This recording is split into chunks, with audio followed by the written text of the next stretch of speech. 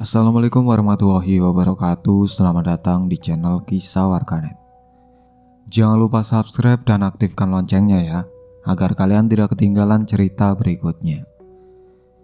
Kali ini kita akan membahas kisah seorang buruh bangunan bernama Sutopo yang meninggal jauh dari kampung halamannya. Jenazahnya hilang di tengah perjalanan pulang, namun sosoknya justru muncul di desanya sendiri, berjalan kaki, meminjam ongkos, dan mengetuk pintu di malam-malam yang sepi. Seperti apa kisah selengkapnya? Selamat mendengarkan.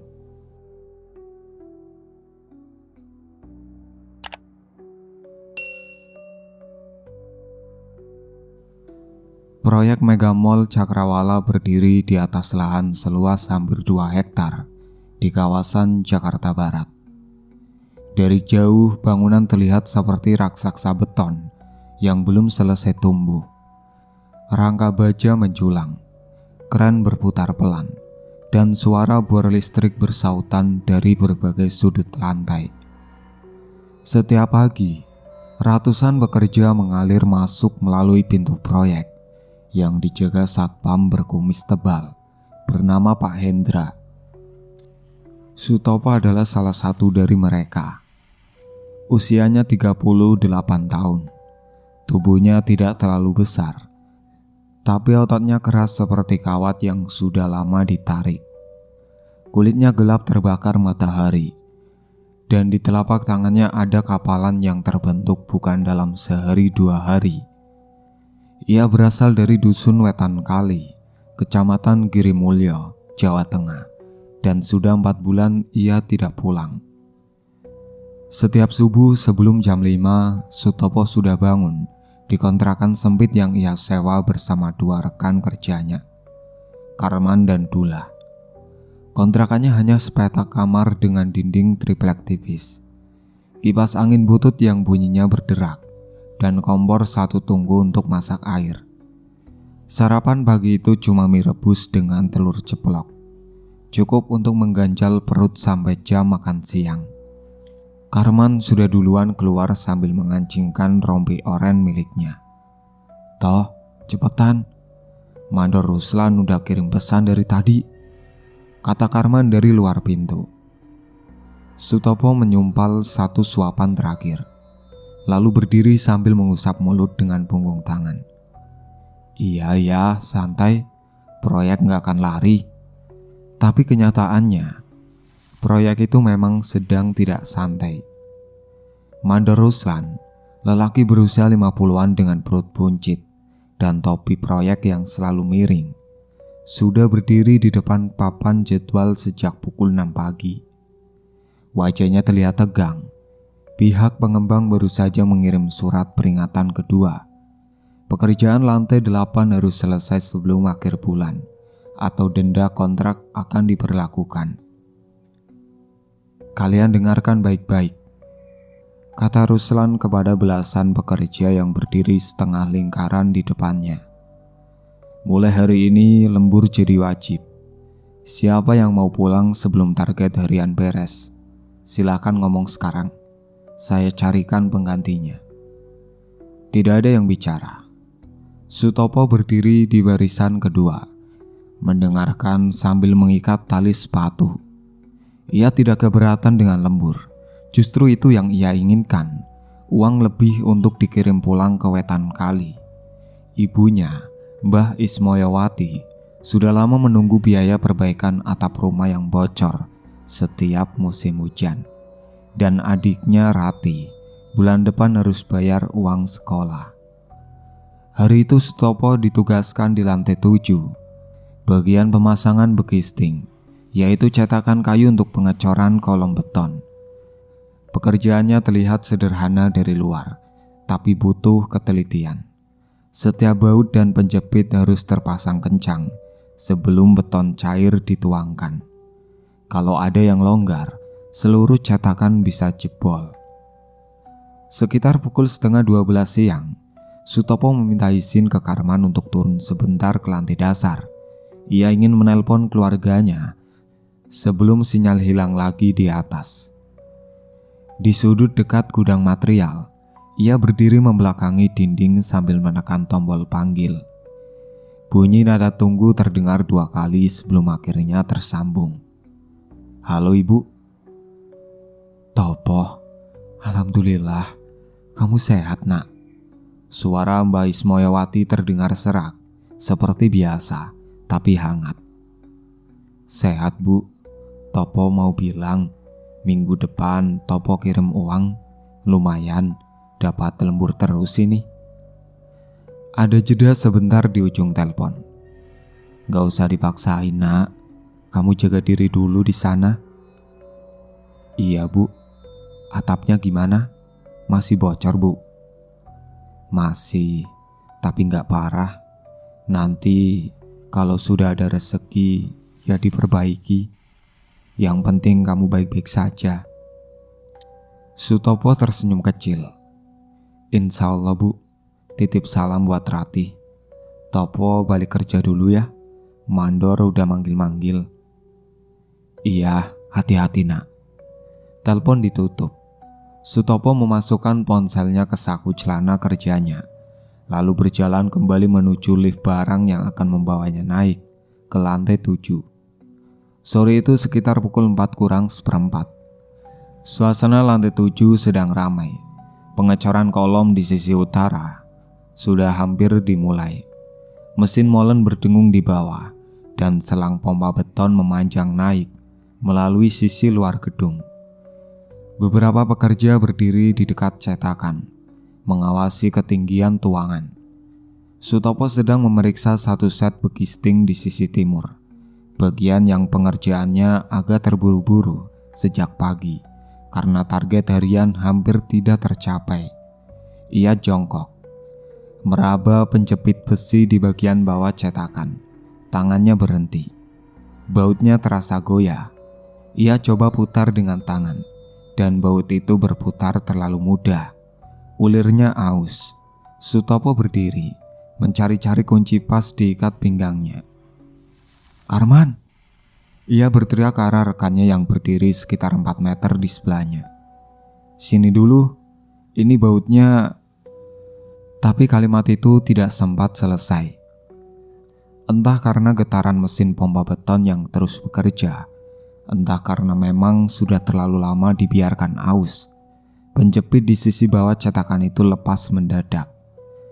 Pelat begisting setebal 3 cm yang berdiri tegak di sisi kolom langsung miring ke arah Sutopo dengan kecepatan yang tidak memberi waktu untuk menghindar. Benturannya keras. Sudut besi cetakan menghantam pelipis kiri Sutopo dengan bunyi yang pelan tapi berat, seperti batu jatuh ke tanah basah. Sutopo limbung, lututnya melipat, dan ia jatuh miring ke lantai beton. Helm proyeknya terlempar 2 langkah dari tempatnya jatuh. "Topo!" Karman berlari. Dula yang ada di ujung lantai ikut berbalik. Dalam hitungan detik, 4 orang sudah berlutut di sekeliling Sutopo. Darah tipis mengalir dari pelipis kirinya, membasahi pipinya yang pucat. "Topo! Topo! Bangun! Ayo bangun!"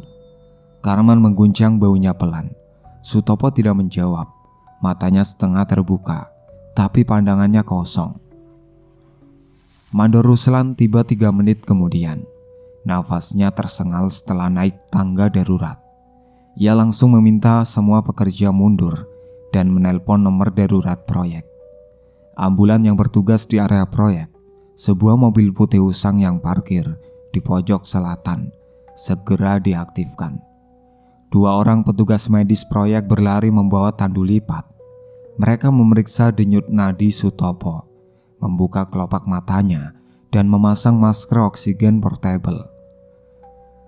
"Nafasnya lemah, kita bawa ke IGD sekarang," kata salah satu petugas dengan nada datar tapi cepat.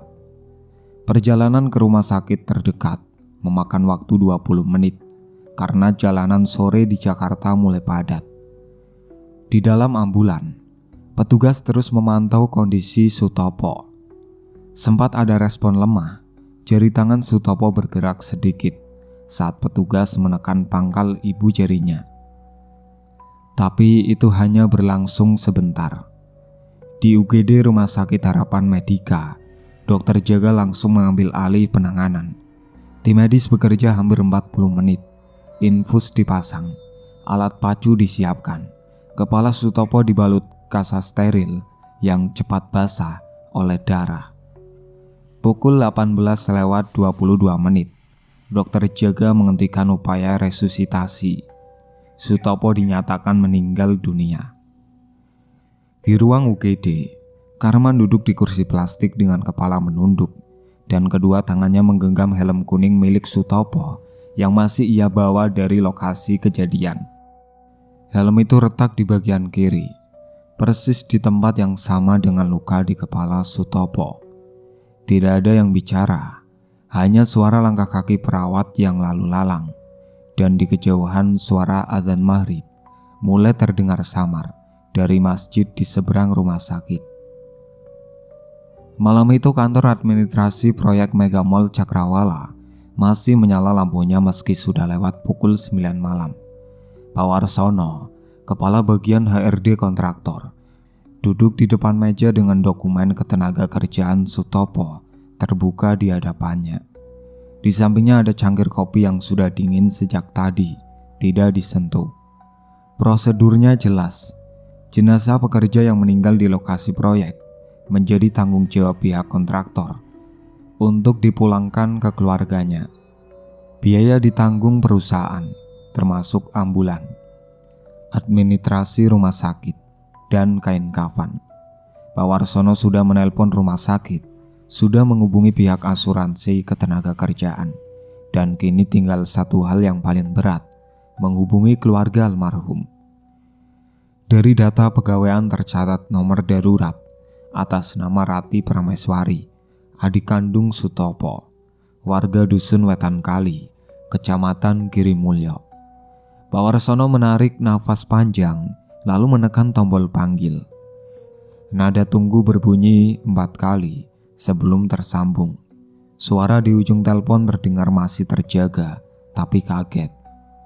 "Halo, siapa ini?" "Maaf, ini dengan Mbak Rati Prameswari?" "Iya betul, ada apa?" Pak Warsono memilih kata-katanya hati-hati.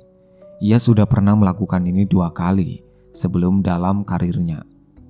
Dan tidak pernah terasa mudah, ia menyampaikan kabar itu pelan, runtut, dan sejelas mungkin. Bahwa Sutopo mengalami kecelakaan kerja, bahwa tim medis sudah berusaha, bahwa almarhum sudah tidak ada. Hening sejenak di ujung telepon. Lalu terdengar suara nafas yang tertahan, dan kemudian isak yang pelan. Pak Warsono melanjutkan dengan nada yang lebih lunak. "Jenazah Mas Sutopo akan kami pulangkan besok pagi, Mbak. Kami yang ngurus semuanya dari sini. Tolong siapkan penerimaan di sana." Keesokan harinya, Kamis pagi, langit Jakarta mendung tipis ketika ambulan putih milik kontraktor keluar dari halaman rumah sakit pukul 7:20 menit. Di balik kemudi duduk Pak Degito, pria berusia 54 tahun, mantan sopir truk antar provinsi yang sudah 12 tahun bekerja sebagai pengemudi ambulan untuk beberapa kontraktor besar di Jakarta. Tubuhnya besar, rambutnya sudah separuh putih, dan di dagunya ada cambang tipis yang tidak pernah benar-benar dicukur bersih. Pak Degito bukan orang yang banyak bicara, tapi ia tahu jalur darat Jawa lebih baik dari peta manapun. Di kursi penumpang depan duduk Mas Hendra, petugas medis muda dari klinik proyek yang ditugaskan mendampingi pemulangan jenazah. Di bagian belakang, jenazah Sutopo sudah terbaring rapi di atas keranda beroda yang dikunci dengan sabuk pengaman ke dinding ambulan. Pak Degito menyalakan mesin, mengecek spion kiri dan kanan, lalu melaju pelan keluar dari halaman rumah sakit. "Pak De, kira-kira sampai sana jam berapa?" tanya Mas Hendra sambil membuka peta di ponselnya. "Kalau jalur Pantura lancar, kita bisa cepat sampai. Tapi kita masih harus masuk ke Girimulyo. Itu jalannya mulai sempit setelah Wates. Kalau malam bisa sampai, ya syukur, jawab Pak Gito sambil memasang sabuk pengaman. Berarti bisa lebih dari 10 jam? Bisa, tergantung macet Brebes.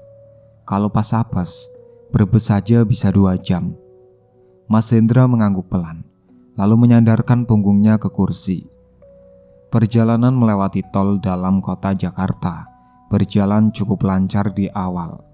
Pak Gito mengemudi dengan tenang, tidak ugal-ugalan, tapi juga tidak terlalu pelan. Ia sudah terbiasa membawa muatan seperti ini. Baginya tugas sopir ambulan bukan hanya soal mengemudi cepat, tapi soal membawa dengan hormat. Setelah melewati pintu tol Cikampek, jalan mulai terasa lebih lapang. Pemandangan berganti dari gedung-gedung padat menjadi hamparan sawah dan pabrik-pabrik di sisi jalan. Sesekali Pak Gito menyetel radio, siaran berita pagi yang suaranya sedikit berderak karena antena kurang bagus. Mas Hendra sempat tertidur sekitar 1 jam setelah Subang. Pak Gito membiarkannya. Ia sendiri sudah minum kopi hitam pekat sejak sebelum berangkat, cukup untuk menjaga matanya tetap terbuka. Ketika memasuki Brebes menjelang tengah hari, kemacetan memang benar-benar terjadi, seperti perkiraan Pak Gito. Deretan kendaraan berat memanjang hampir 2 km di jalur kiri. Ambulan tidak bisa menyalakan sirine untuk minta jalan. Ini bukan kondisi darurat medis yang mendesak. Mereka hanya bisa ikut antre. "Sudah makan, Mas?" tanya Pak Gito sambil melirik ke arah Mas Hendra yang baru terbangun. "Belum, tadi ketiduran. Di depan ada pom bensin. Nanti kita berhenti sebentar, isi solar sekalian." Mereka berhenti sekitar 20 menit. Pak Gito turun untuk mengisi bahan bakar dan membeli 2 bungkus nasi kucing dari pedagang yang mangkal di sebelah pom. Sederhana, nasi dengan tempe bacem dan sedikit ikan asin. Keduanya makan di dalam kabin dengan pintu terbuka. Angin siang yang pengap masuk dari luar. Tidak ada yang bicara banyak. Keduanya sama-sama tahu apa yang ada di belakang mereka. Perjalanan dilanjutkan sore hari. Setelah melewati Pemalang dan masuk ke jalur Pekalongan, langit mulai berubah warna. Awan tebal datang dari arah selatan, membawa angin yang terasa lebih dingin dari biasanya untuk ukuran bulan ini. "Pak De, sepertinya mau hujan," kata Mas Hendra. Matanya menatap langit dari balik kaca depan. "Iya, dan kita masih harus lewat Girimulyo malam ini." Pak Gito mengencangkan pegangan tangannya di setir. Daerah sana jalannya sempit. Kalau hujan deras, harus ekstra hati-hati. Ambulan terus melaju ke selatan, menjauhi jalur Pantura dan mulai memasuki jalan kabupaten yang lebih sepi. Lampu jalan makin jarang. Di kanan kiri, pohon-pohon besar mulai menggantikan pemandangan sawah. Aspal yang tadinya mulus berganti dengan jalan yang mulai bergelombang. Girimulyo masih beberapa puluh kilometer di depan, dan malam semakin cepat datang. Hujan turun pertama kali sekitar pukul 8 malam, ketika ambulan baru saja melewati pertigaan Arawates. Rintiknya kecil di awal, tapi dalam 10 menit langsung berubah menjadi deras yang memukul kaca depan tanpa jeda. Wiper bekerja keras dari kiri ke kanan, tapi tetap saja jarak pandang Pak Gito terpotong jadi tidak lebih dari 20 meter. Jalan yang mereka lewati sudah jauh berbeda dari jalur kabupaten tadi. Aspalnya sempit, hanya cukup untuk 2 kendaraan berpapasan dengan hati-hati. Di sisi kiri, tebing tanah yang ditumbuhi semak. Di sisi kanan, jurang yang kedalamannya tidak kelihatan karena gelap dan kabut tipis mulai turun bercampur hujan. Pak Gito menurunkan kecepatan sampai di bawah 30 km per jam. "Ini sudah masuk Alas Kobaran belum?" tanya Mas Hendra sambil menempelkan wajahnya ke kaca samping, mencoba melihat papan nama jalan.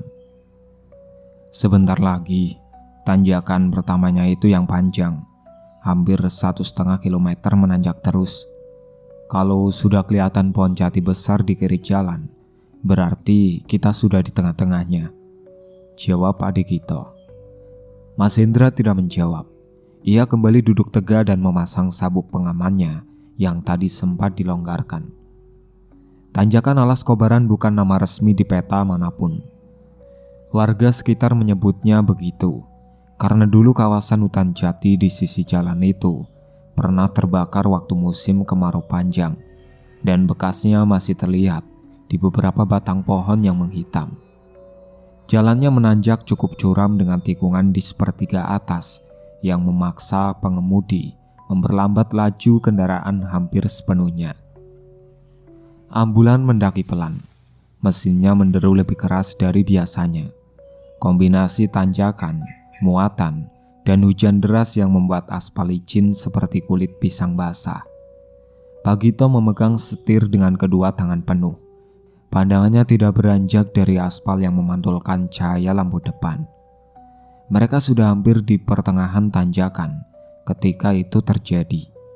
Dari arah kiri, tepat di sisi tikungan, sesuatu melintas mendadak ke tengah jalan. Pak Gito sempat memastikan apa itu. Yang tertangkap matanya hanya bayangan gelap, besar, setinggi orang dewasa, bergerak dari balik semak ke aspal dalam satu gerakan cepat. Refleksnya bekerja lebih cepat dari pikirannya. Ia membanting setir ke kanan. Ban belakang ambulan langsung kehilangan traksi di aspal yang basah. Kendaraan itu serasa mengapung sedetik. Lalu bagian depannya menghantam batang pohon jati besar di sisi kanan jalan dengan benturan yang keras dan kasar. Kaca depan retak dari sudut kiri. Airbag tidak mengembang. Sistem kendaraan itu memang sudah terlalu tua. Mesin langsung mati. Mas Hendra membentur dashboard dengan bahunya. Ia meringis tapi sadar. Pak De tidak apa-apa. Pak Gito duduk dengan kepala sedikit tertunduk. Nafasnya terengah. Ada goresan di dahi kirinya dari benturan ke setir. Tidak dalam tapi berdarah tipis. Beberapa detik ia diam, lalu mengangkat kepalanya. Saya baik, kamu gimana? Bau saya kebentur. Tapi gak apa-apa. Mas Hendra melirik keluar. Hujan masih deras. Kita harus lapor. Sinyal ada tidak?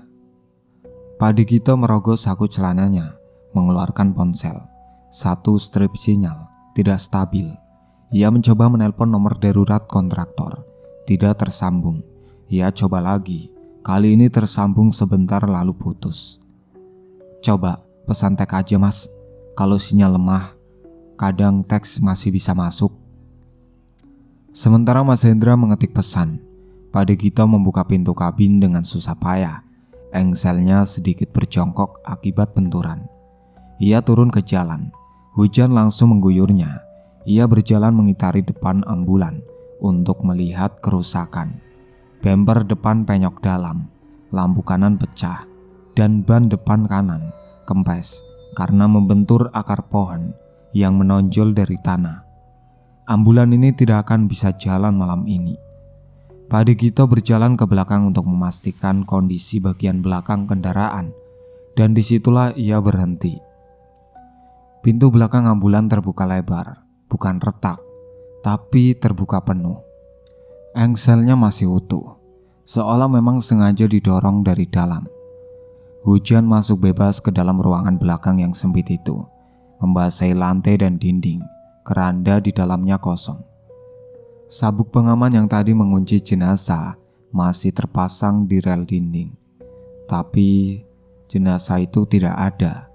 Pak Gito menyorotkan senter ponselnya ke dalam. Tidak ada jejak geseran.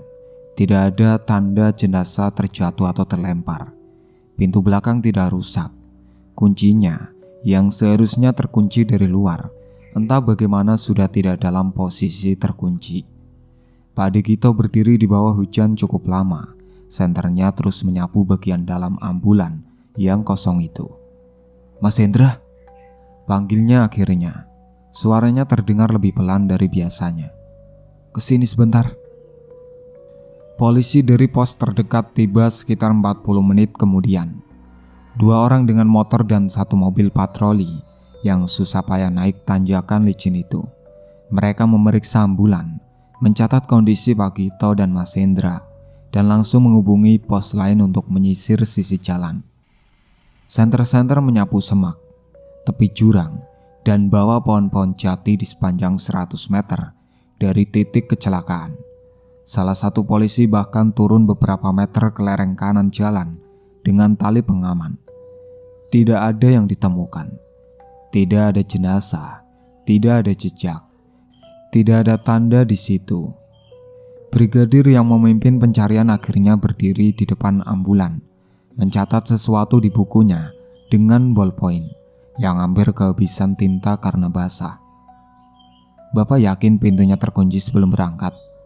tanyanya kepada Pak De Gito. "Saya yang kunci sendiri. Saya selalu periksa 2 kali sebelum jalan," jawab Pak De Gito. Nada suaranya datar, tapi tangannya yang memegang ponsel terlihat tidak sepenuhnya tenang. Brigadir itu mengangguk pelan, menulis sesuatu, lalu menutup buku catatannya. Malam itu laporan resmi dibuat. Jenazah atas nama Sutopo, warga dusun Wetan Kali, hilang dalam perjalanan pemulangan. Kondisi kendaraan rusak akibat kecelakaan. Tidak ditemukan tanda-tanda keterlibatan pihak lain secara fisik. Kasus dilimpahkan ke Polsek Girimulyo untuk penanganan lebih lanjut. Kabar dari Polsek Girimulyo sampai ke dusun Wetan Kali lewat telepon. Keesokan paginya, Jumat sekitar pukul 7, yang menerima telepon itu adalah Rati. Ia sedang di dapur merebus air ketika ponselnya bergetar di atas meja makan. Suara di ujung telepon adalah petugas piket yang bicara dengan nada resmi dan hati-hati, menyampaikan bahwa ambulan yang membawa jenazah kakaknya mengalami kecelakaan semalam di tanjakan Alas Kobaran, dan bahwa jenazah Sutopo tidak ditemukan di lokasi kejadian. Rati tidak langsung bicara. Ia berdiri mematung dengan ponsel masih menempel di telinga, bahkan setelah petugas itu selesai berbicara. Mbak Rati, apakah Mbak mendengar saya?" "Iya," jawab Rati akhirnya. Suaranya keluar tipis. "Saya dengar."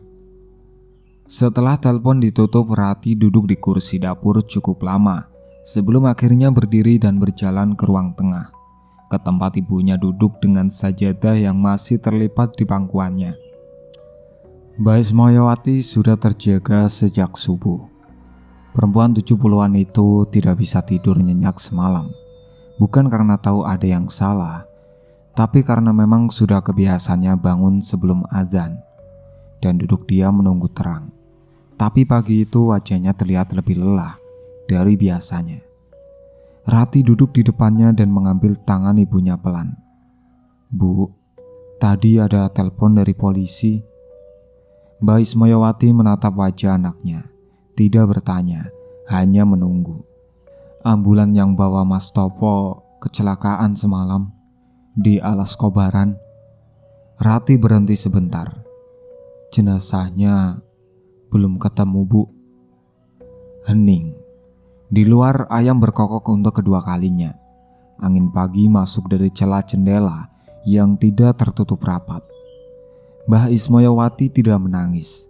Tangannya yang keriput menggenggam tangan Rati lebih erat, dan bibirnya bergerak pelan, seperti sedang berdoa atau mengucapkan sesuatu yang tidak cukup keras untuk didengar.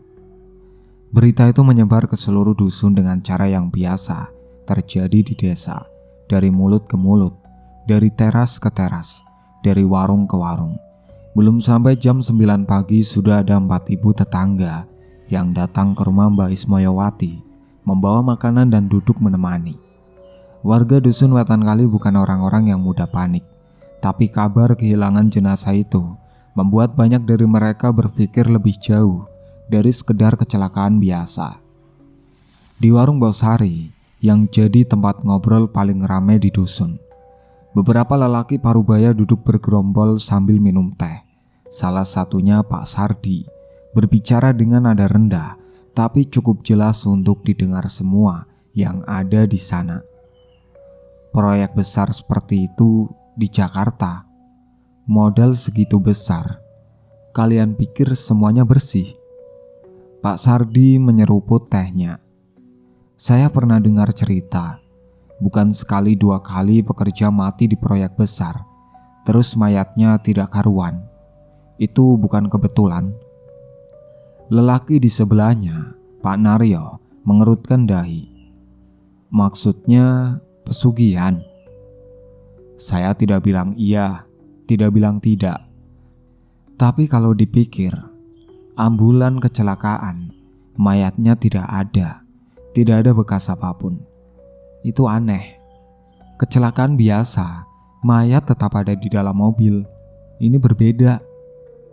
Tidak ada yang langsung menanggapi, tapi tidak ada yang membantah juga.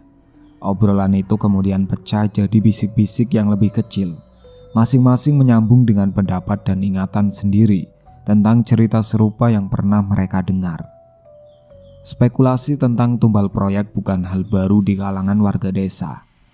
Bagi mereka yang tidak pernah menginjakan kaki di kota besar, proyek senilai ratusan miliar rupiah adalah sesuatu yang tidak masuk akal jika hanya mengandalkan modal biasa.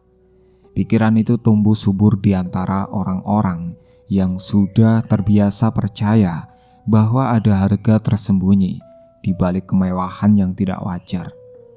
Sementara itu, di rumah Mbak Ismoyowati, Rati mencoba menelpon balik pihak kontraktor di Jakarta. Sambungan tersambung setelah 3 kali percobaan, dan ia berbicara dengan Pak Warsono yang suaranya terdengar lelah dan sedikit gugup. Pak Warsono menjelaskan bahwa pihak perusahaan sudah berkoordinasi dengan polisi setempat dan tim pencarian masih berlangsung. Ia meminta Rati bersabar dan meyakinkan bahwa semua biaya tetap menjadi tanggung jawab kontraktor. Kami benar-benar minta maaf, Mbak. Ini kejadian yang tidak kami duga sama sekali. Kami terus koordinasi, kata Pak Warsono. Rati mendengarkan, mencatat nomor yang bisa dihubungi, lalu menutup telepon. Ia kembali duduk di sebelah ibunya yang masih diam di kursi yang sama sejak tadi pagi. Di atas meja kecil di depan mereka, ada segelas teh yang sudah dingin dan belum disentuh. Mbak Ismoyowati akhirnya bicara pelan sekali. Topo itu anak yang tidak pernah minta macam-macam. Kerjanya keras, tidak pernah ngeluh. Masa pulangnya saja harus susah begini? Rati tidak menjawab. Ia hanya menggeser duduknya lebih dekat ke ibunya dan membiarkan tangannya tetap menggenggam tangan perempuan tua itu.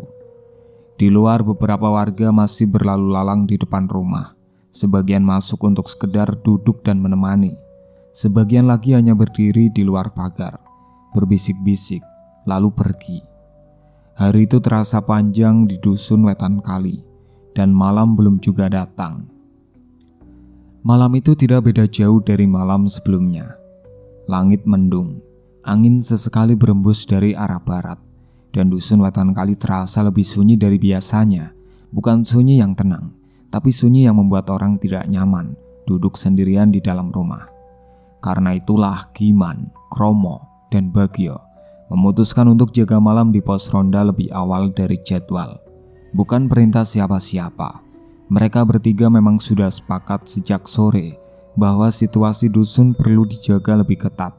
Setidaknya sampai urusan jenazah Sutopo ada kejelasannya. Beberapa warga yang rumahnya dekat dengan jalan masuk sudah mengunci pintu lebih awal dari biasanya. Pos ronda dusun Wetan Kali adalah bangunan kecil di pertigaan jalan dusun. Atapnya seng, dinding setengah tembok setengah terbuka, dengan meja kayu panjang dan 2 bangku. Di sudutnya ada kentongan bambu yang sudah retak di bagian atas, tapi masih berfungsi. Lampu bohlam 20 watt menggantung di tengah langit-langit. Cahayanya kuning dan tidak terlalu terang. Giman duduk di bangku menghadap jalan, merokok kretek sambil sesekali menyembunyikan jari-jarinya. Kromo tiduran di bangku sebelah dengan jaket ditarik menutupi perutnya. Bagio yang paling muda di antara ketiganya duduk di ujung meja sambil memainkan ponselnya meski sinyal hanya 1 strip. Waktu sudah menunjukkan hampir pukul 11 malam. "Kromo, jangan tidur dulu," kata Giman tanpa menoleh. "Saya tidak tidur, saya istirahat mata," saut Kromo dari balik jaketnya. Bagio terkekeh pelan. "Sama saja." Suasana sempat hening beberapa menit. Hanya ada suara jangkrik dan sesekali suara motor yang lewat jauh di jalan raya, tidak masuk ke dusun. Bagio yang pertama kali melihatnya. Ia sedang meletakkan ponsel di meja ketika pandangannya tertangkap sosok yang berjalan dari arah ujung jalan dusun, dari sisi yang mengarah ke jalan kabupaten. Jalannya tidak terburu-buru, tapi juga tidak pelan. Langkah orang yang kelelahan setelah perjalanan jauh. "Man, itu siapa?" bisik Bagio. Giman menoleh. Ia menyipitkan mata, mencoba melihat lebih jelas dalam cahaya yang minim. Sosok itu makin mendekat. Seorang pria berbadan sedang, mengenakan baju kerja lengan panjang warna abu-abu yang kotor, celana panjang gelap, dan sepatu boot proyek yang sudah kusam. Di kepalanya masih bertengger helm proyek warna kuning, dengan retakan memanjang di bagian kiri. Wajahnya pucat, bukan pucat biasa seperti orang yang kurang tidur, tapi pucat yang berbeda, seperti warna yang sudah terkuras habis dari kulit. Matanya menatap ke depan dengan pandangan yang tidak fokus, seperti orang yang sudah berjalan sangat lama dan pikirannya sudah tidak sepenuhnya hadir. Bibirnya sedikit terbuka. Di bawah helm itu di sisi kiri kepalanya ada sesuatu yang terlihat mengganjal. Rambut yang menggumpal gelap di sekitar pelipis, seperti bekas luka yang sudah mengering. Kromo sudah duduk tegak tanpa dibangunkan. Ketiganya diam. Pria itu berhenti tepat di depan pos ronda. Ia menatap mereka bertiga bergantian dengan cara yang lambat, seperti sedang mengingat-ingat sesuatu. "Permisi," katanya. Suaranya parau, seperti orang yang sudah lama tidak minum. Giman menelan ludah tapi berusaha terlihat biasa. "Iya, cari siapa, Mas?" Pria itu tidak langsung menjawab. Tangannya bergerak ke saku celananya, meraba-raba sebentar, lalu berhenti. Ekspresinya tidak berubah, tidak kesal, tidak bingung, hanya lelah. "Saya mau pulang ke rumah ibu saya, tapi ongkos saya kurang." Ia berhenti sebentar. "Bisa pinjam 50.000 untuk kekurangan bayar travel?" Ketiganya saling pandang. Bagio yang pertama kali mengenali wajah itu. Ia pernah melihat foto Sutopo di ponsel milik Rati waktu hajatan tahun lalu. Wajah di depannya sekarang sama, lebih tua sedikit mungkin, lebih lelah, tapi sama. "Mas Sutopo." Suara Bagio keluar hampir tanpa sengaja. Pria itu menoleh ke arah Bagio, tidak mengangguk, tidak mengiyakan, tapi juga tidak menyangkal. Ia hanya menatap dengan mata yang tenang dan kosong itu. Giman berdiri dari bangkunya, tapi kakinya tidak melangkah maju. Mas dari mana? Naik apa ke sini?" "Jalan," jawab pria itu pendek. "Dari mana jalannya?" Pria itu menoleh ke arah jalan yang tadi ia datangi, ke arah barat, ke arah jalan kabupaten yang gelap. Lalu ia kembali menatap Giman. "Jauh," katanya hanya itu. Kromo yang dari tadi diam akhirnya bergeser mundur sedikit di bangkunya. Tangannya meraba kentongan di sudut pos tanpa sadar, entah untuk apa. Giman menarik nafas pelan. Ia tidak tahu harus percaya apa malam itu. Yang ia tahu, pria di depannya menyebut ingin pulang ke rumah ibunya, dan ibunya adalah Mbak Ismoyawati, yang rumahnya hanya 200 meter dari pos ronda ini. Ia juga tahu bahwa Sutopo sudah meninggal, dan ia tahu jenazahnya hilang. Tapi yang berdiri di depannya sekarang adalah pria dengan daging dan tulang, berbicara dengan suara yang bisa didengar, berdiri di bawah cahaya bohlam yang sama dengan mereka bertiga. "Mas, tunggu di sini dulu," kata Giman akhirnya. Suaranya dijaga agar tidak terdengar gemetar. "Saya carikan uangnya." Pria itu mengangguk pelan. Lalu ia duduk di tepi bangku paling ujung di luar pos, di bagian yang tidak ada atapnya, dan menunggu dengan punggung tegak dan kedua tangan diletakkan di atas lutut. Giman masuk ke dalam pos, memunggungi pria itu, dan langsung berbisik keras ke telinga Kromo. "Itu Sutopo." "Saya tahu," balas Kromo dengan suara yang sama pelannya. "Lalu bagaimana?" Tak ada yang menjawab pertanyaan itu. Bagio sudah menggenggam ponselnya erat-erat, tapi tidak tahu harus menelpon siapa duluan. Bagio akhirnya memutuskan menelpon Rati. Tangannya masih sedikit gemetar waktu menekan tombol panggil, dan ia berjalan menjauh dari pos agar tidak terdengar oleh pria yang masih duduk diam di tepi bangku luar itu. Rati mengangkat setelah 2 kali nada tunggu. Suaranya terdengar belum tidur.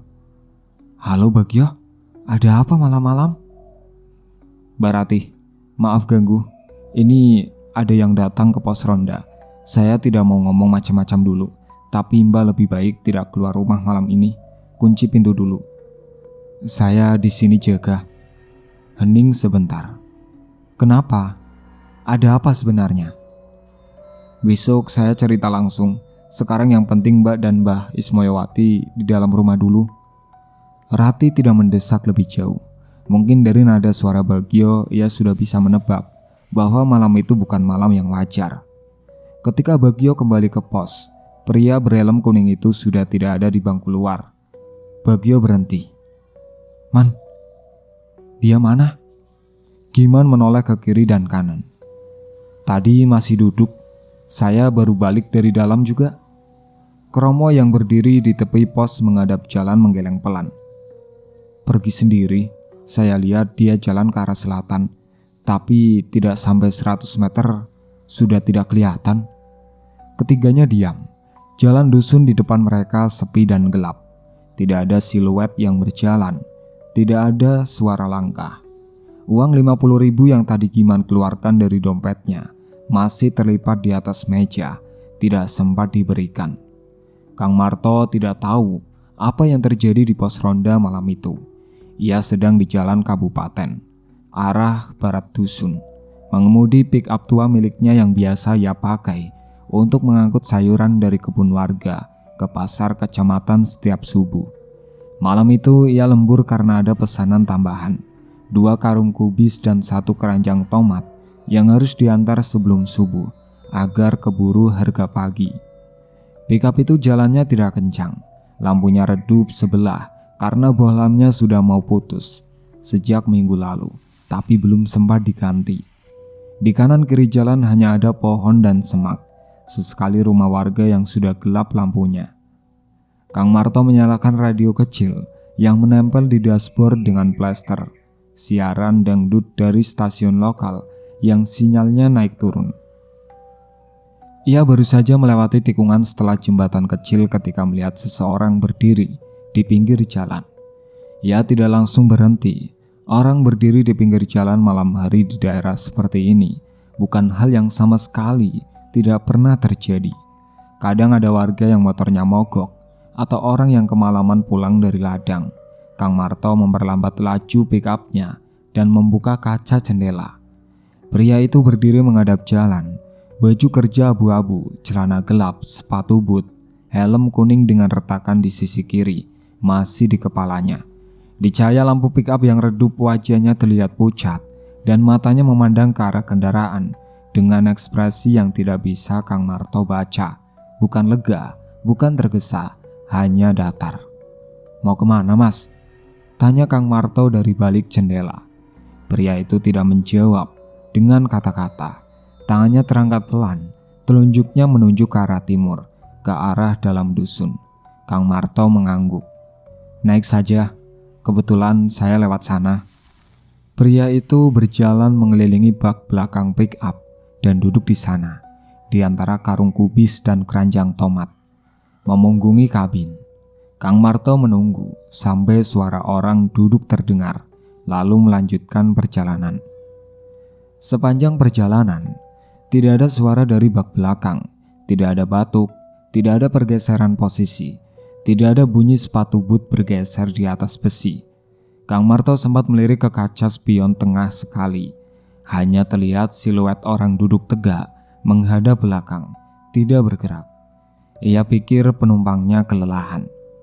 Ketika pick up memasuki jalan dusun dan mendekati percabangan arah rumah Mbak Ismoyawati, pria itu mengetuk dinding kabin dari belakang. Satu ketukan pelan, Kang Marto menginjak rem. Ia mendengar bunyi orang turun dari bak belakang, pelan, lalu tidak ada suara lagi. Kang Marto membuka pintu kabin dan melongok ke belakang. Bak pick up kosong. Ia menatap ke arah jalan di sekitarnya.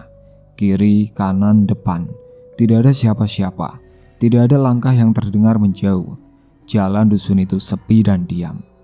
Ia berdiri di sana sebentar, angin malam menyentuh tengguknya. Kemudian ia kembali masuk ke kabin, menutup pintu, dan melanjutkan jalan tanpa menghidupkan radionya lagi. Baru keesokan harinya, setelah kabar di dusun semakin ramai dan nama Sutopo disebut-sebut di mana-mana, Kang Marto ingat penumpangnya semalam. Ia pergi ke warung Mbok Sari, duduk di bangku pojok, dan menceritakan semuanya kepada Pak Sardi yang kebetulan ada di sana. Ketika selesai bicara, Pak Sardi diam sebentar, lalu bertanya pelan, "Kamu minta bayaran tidak?" "Minta, dikasih uang lipatan dari sakunya." Kang Marto merogoh kantong bajunya dan mengeluarkan selembar kertas yang tadi ia simpan begitu saja. Ia membuka lipatannya di atas meja. Bukan uang, yang ada di tangannya adalah sobekan kertas kantong semen yang biasa dipakai untuk bungkus semen curah di proyek-proyek bangunan. Kertas coklat kasar, masih ada serbuk putih di sela-sela lipatannya. Pak Sardi menatap kertas itu cukup lama tanpa berkata apa-apa. Di luar warung, matahari pagi sudah naik, tapi tidak ada yang terasa lebih terang dari semalam. Cerita soal kertas kantong semen itu menyebar cepat sebelum matahari naik setinggi 2 tombak. Hampir semua orang di dusun Wetan Kali sudah mendengar versinya masing-masing. Ada yang lebih dramatis, ada yang lebih singkat, tapi intinya sama. Sutopo terlihat semalam naik pick up Kang Marto, dan uang yang ia bayarkan bukan uang sungguhan. Rati mendengar kabar itu dari tetangga sebelah rumah yang datang pagi-pagi dengan wajah tidak karuan. Ia tidak langsung memberitahu ibunya. Ia hanya memastikan pintu depan terkunci dan duduk di ruang tengah sambil menunggu. Menunggu apa? Ia sendiri tidak tahu persis. Mbak Ismoyawati tidur lebih awal dari biasanya malam sebelumnya.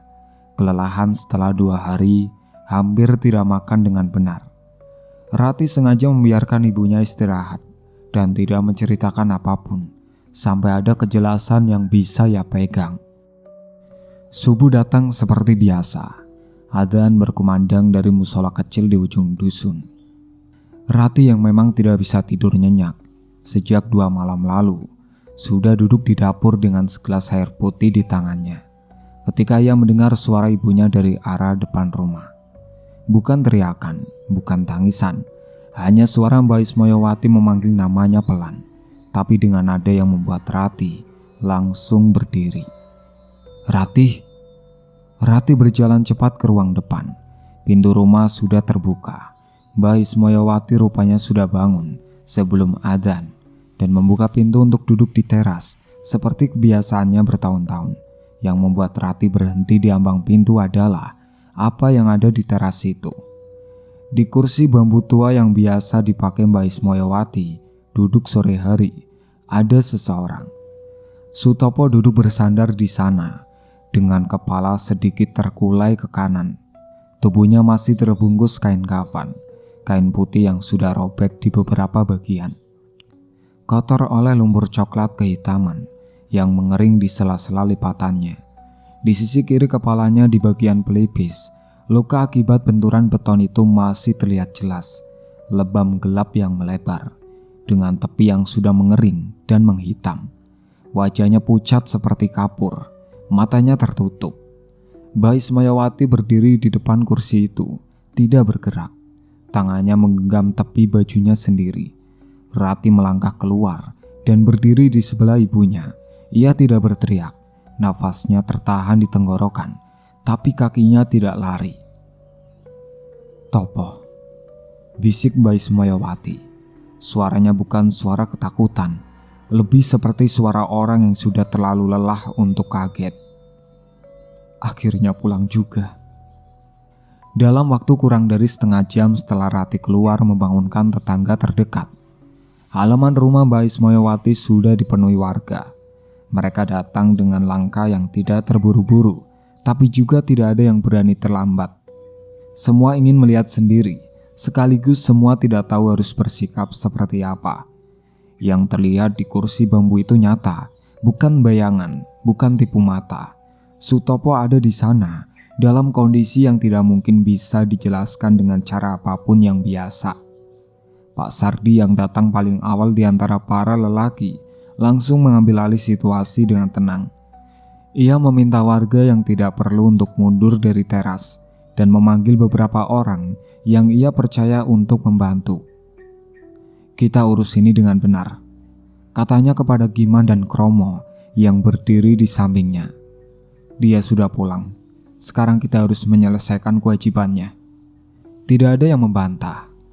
Proses pemandian jenazah dilakukan dengan segera. Pak Sardi menghubungi Modin Dusun, Pak Muklis, yang datang dengan membawa perlengkapan yang dibutuhkan. Perempuan-perempuan yang biasa menangani urusan ini di dusun juga dipanggil. Mereka bekerja dengan tenang dan tanpa banyak bicara. Kain kafan yang sudah rusak dilepas dengan hati-hati. Di baliknya, kondisi tubuh Sutopo menunjukkan dengan jelas apa yang sudah terjadi.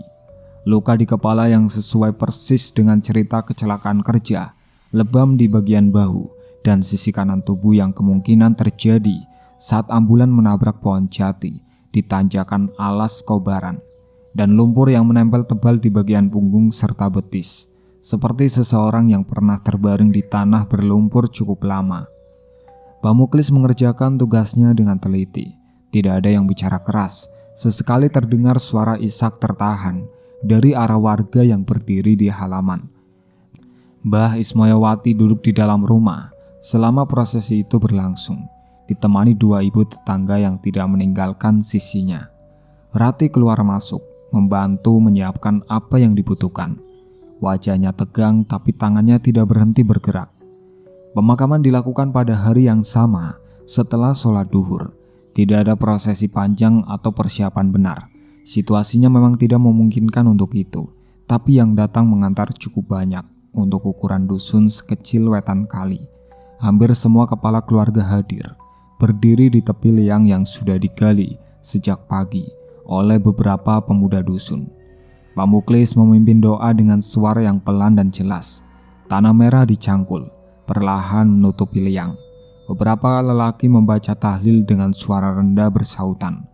Rati berdiri di belakang kerumunan, sedikit menjauh dari yang lain. Matanya tidak kering, tapi ia tidak menangis keras. Di sebelahnya, Mbah Ismayawati berdiri dengan tubuh tegak, meski tubuhnya ringkih. Tangan kirinya memegang lengan Rati. Pandangannya tidak beranjak dari gundukan tanah yang perlahan terbentuk di depan mereka. Ketika semua selesai dan warga mulai membubarkan diri satu persatu, Mbak Ismayawati masih berdiri di tempat yang sama. Rati tidak mengajaknya pergi. Ia hanya berdiri menemani, membiarkan ibunya mengambil waktu yang ia butuhkan. Angin siang berembus pelan melalui barisan nisan di pemakaman dusun itu. Di kejauhan suara anak-anak bermain terdengar samar dari arah jalan utama. Kehidupan yang terus berjalan seperti biasa, tidak tahu atau tidak peduli dengan apa yang baru saja selesai di sudut kecil dusun ini. 3 hari setelah pemakaman, dusun Wetan Kali kembali ke ritme yang biasanya. Setidaknya di siang hari, orang-orang pergi ke ladang, anak-anak berangkat sekolah, warung Mbok Sari kembali ramai di pagi hari. Tapi ada yang berubah di antara warga. Sesuatu yang tidak diucapkan secara langsung tapi terasa jelas. Mereka mulai mengunci pintu lebih awal dan tidak ada yang mau duduk di teras sendirian setelah lewat pukul 9 malam. Rati sudah memutuskan untuk tinggal lebih lama di Wetan Kali. Ia mengurus semua keperluan administrasi kematian kakaknya. surat keterangan dari kelurahan, koordinasi dengan pihak kontraktor soal santunan, dan keperluan rumah yang selama ini ditanggung Sutopo sendiri. Pihak kontraktor mengirim surat resmi beserta sejumlah uang santunan yang cukup untuk menutup kebutuhan Mbak Ismayawati beberapa bulan ke depan. Pak Warsono bahkan menelpon langsung untuk menyampaikan duka cita. Suaranya terdengar lelah dan tidak nyaman, seperti orang yang masih belum bisa sepenuhnya memahami apa yang terjadi dengan ambulan itu. Mbak Ismayawati sendiri tidak banyak bicara sejak pemakaman selesai. Ia makan, ia sholat, ia menyiram tanaman di halaman belakang setiap pagi. Rutinitas yang ia jalani seperti biasa. Tapi matanya terlihat berbeda, bukan sedih yang meledak-ledak, bukan juga kosong. Lebih seperti orang yang sudah menerima sesuatu yang berat, meletakkannya di tempat yang tepat di dalam dadanya, dan memilih untuk terus berjalan. Ketukan pertama terdengar pada malam keempat setelah pemakaman. Bukan di rumah Mbak Ismayawati, tapi di rumah Kromo yang jaraknya sekitar 7 rumah ke arah utara. Kromo terbangun sekitar pukul 11:30 malam karena mendengar suara ketukan di pintu depan 3 kali, pelan, dengan jarak yang teratur, seperti orang yang mengetuk dengan sopan, tidak terburu-buru. Ia tidak membuka pintu, ia duduk di tepi ranjangnya dan menunggu ketukan itu tidak terulang. Keesokan malamnya hal yang sama terjadi di rumah Bagio. 3 ketukan, pelan, teratur. Bagio membangunkan istrinya dan keduanya duduk diam sampai suara itu berhenti sendiri. Malam berikutnya giliran rumah Giman.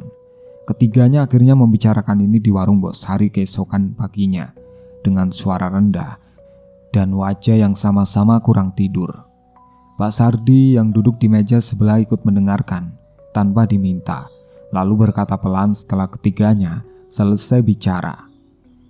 Dia masih ingat kalian yang terakhir dia temui sebelum sampai rumah. Lalu harus bagaimana? Tanya Giman. Pak Sardi berpikir sebentar. Lunasi saja, bukan uangnya yang penting, tapi niatnya. Sore itu Giman, Kromo, dan Bagio pergi ke makam Sutopo bersama-sama.